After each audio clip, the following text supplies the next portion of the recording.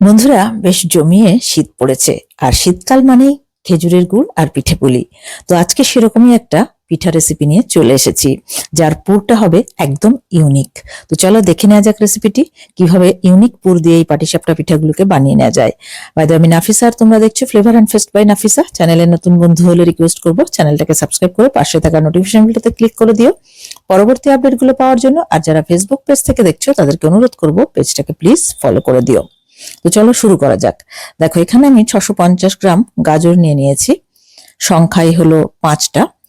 আগে থেকে ধুয়ে ভালোভাবে পরিষ্কার করে রেখেছিলাম। এখন এইভাবে খোসাগুলোকে ছাড়িয়ে নিচ্ছি। দেখো, সব গাজরগুলোকে খোসা ছাড়িয়ে নিয়েছি।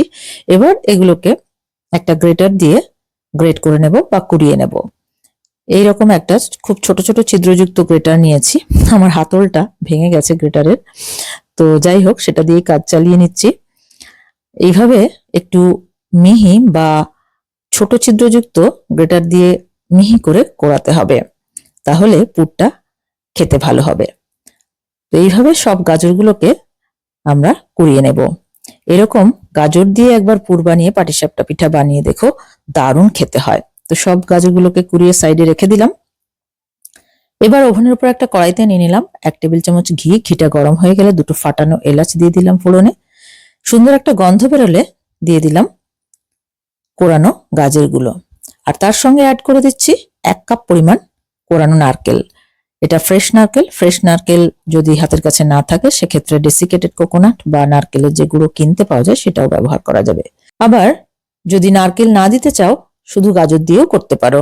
তো নারকেল আর গাজরটা ভালোভাবে মিশিয়ে নিলাম, নিয়ে ফ্লেমটাকে একদম কমিয়ে দিয়েছি। আর এদিকে দেখো, আমাদের গুড়ের রসগোল্লা কিনে নিয়ে এসেছিল। তো সেই রসগোল্লার রসটা আমাদের বাড়িতে এমনিতে কেউ খেতে চায় না। সেই রসগোল্লার রসটা আলাদাভাবে একটা পাত্রে ঢেলে নিলাম, নিয়ে ওটা দিয়েই আমরা আজকের পুরটা বানাবো। সামান্য একটু লবণ দিয়ে দিলাম। যে কোনো মিষ্টি জিনিসে একটু লবণ দিলে টেস্টটা বেশ ভালো হয়। তো লবণ দিয়ে ভালোভাবে নাড়াচাড়া করে নিলাম গাজর আর নারকেলের মিশ্রণটা। মিনিট 2 একটু ভাজা ভাজা করে নিলাম মিডিয়াম টু লো ফ্লেমে। ভাজা ভাজা করে নেওয়ার পর এবার দিয়ে দিচ্ছি আগে থেকে ফুটিয়ে রাখা বা জাল করে রাখা লিকুইড দুধ 1/2 কাপ পরিমাণ। দুধটার সঙ্গে বেশ ভালোভাবে গাজর আর নারকেলের মিশ্রণটাকে নাড়াচাড়া করে মিশিয়ে নিলাম। এবার এটাকে ঢাকা দিয়ে মিনিট 2 মিডিয়াম টু লো ফ্লেমে কুক করে নেব, যাতে একটু সফট হয়ে যায়। 2 মিনিট পর ফিরে এলাম ঢাকাটা খুলে। এই পর্যায়ে এবার দিয়ে দিচ্ছি রসগোল্লার রসটা। রসগোল্লার রস 1.5 কাপ পরিমাণ দিয়ে দিলাম। আর দিয়ে দিচ্ছি একটু কুচনো কাজু আর আমন্ড, তবে এটা অপশনাল, কিন্তু দিলে টেস্টটা বেশ ভালো হবে। ভালোভাবে নাড়াচাড়া করে মিশিয়ে নিচ্ছি। এটাকে 3-4 মিনিট এইভাবেই রান্না করে নিতে হবে। 3-4 মিনিট পর ফিরে আসছি। দেখো, রসালো ভাবটা অনেকটাই শুকিয়ে এসেছে। এই পর্যায়ে দিয়ে দিতে হবে 1 টেবিল চামচ পরিমাণ গুঁড়ো দুধ। আর দিয়ে দিলাম 1 টেবিল চামচ পরিমাণ ঘি। এই গুঁড়ো দুধ আর ঘিটা একসঙ্গে দিলে এটা খোয়ার কাজ করবে, তবে তোমাদের কাছে যদি খোয়া থাকে সেটাও গ্রেট করে দিতে পারো। তো ভালোভাবে মিশিয়ে নিয়ে আরো 1 মিনিট মতো নাড়াচাড়া করে নিচ্ছি। নিয়ে দেখো আরো কিছুটা ড্রাই হয়ে গেছে। একদম ড্রাই হলে ঠান্ডা হওয়ার পরে কিন্তু অনেকটাই শক্ত হয়ে যাবে, তো সেই জন্য আর বেশি আমরা রান্না করব না। এবার দিয়ে দিলাম 1/2 চা চামচ পরিমাণ এলাচ পাউডার। দিয়ে ভালোভাবে মিশিয়ে নিচ্ছি।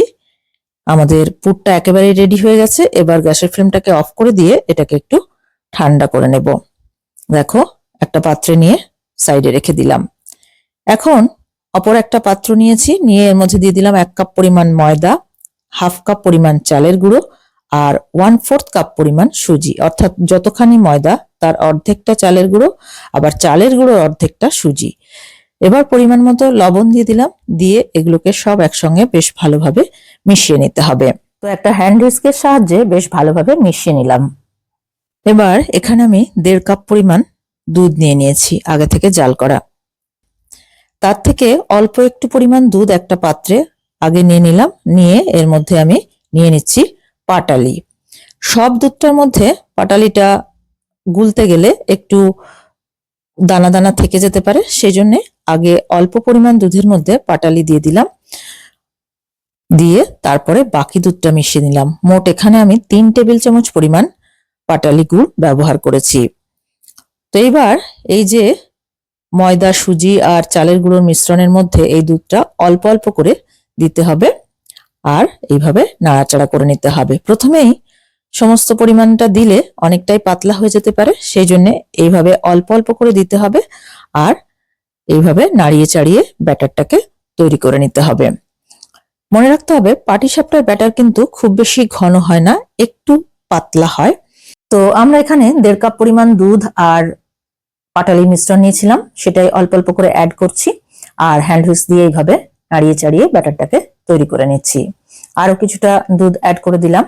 এইভাবে ময়দা, চালের গুঁড়ো আর সুজি যে রেশিওতে বললাম সেই রেশিওতে অ্যাড করে একবার পাটিসাপটা বানিয়ে দেখো, খেতে কিন্তু অপূর্ব হয়, টেক্সচারটাও দারুণ হয়। তো এইভাবে ভালোভাবে নাড়াচাড়া করে নিচ্ছি। অল্প একটু দুধ রেখে দিলাম। এবার এটাকে ঢাকা দিয়ে মিনিট 20 আমরা রেস্টে রেখে দেব। 20 মিনিট পর ফিরে আসছি। 20 মিনিট পর ফিরে এলাম।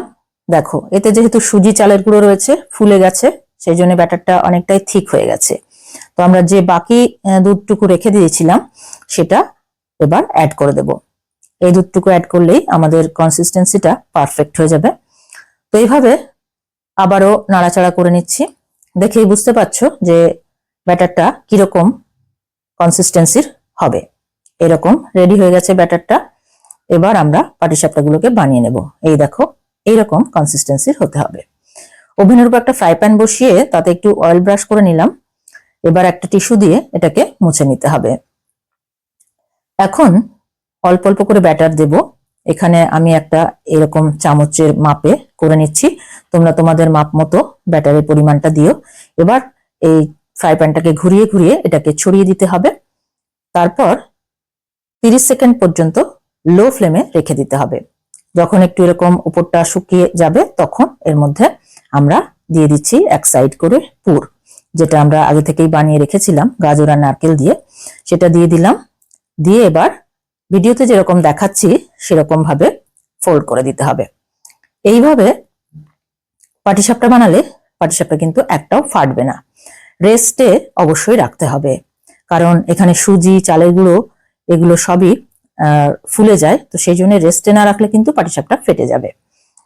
দেখো একটা আমাদের তৈরি হয়ে গেল, আমি আরো একটা বানিয়ে দেখিয়ে দিচ্ছি। মাপটা একই রাখতে হবে, আমরা এই চামচের মাপে দিচ্ছি।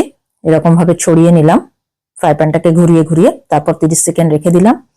দিয়ে উপরের পোর্শনটা শুকিয়ে গেলে পুর দিয়ে দিলাম, দিয়ে একই রকম ভাবে এইভাবে ফোল্ড করে দিচ্ছি। স্পিডটা, ভিডিওর স্পিডটা একটু বাড়িয়ে দিয়েছি আমি এখানে, না হলে অনেকটাই বড় হয়ে যাবে। তো দেখো এইভাবে বাকিগুলোকেও আমরা বানিয়ে নেব।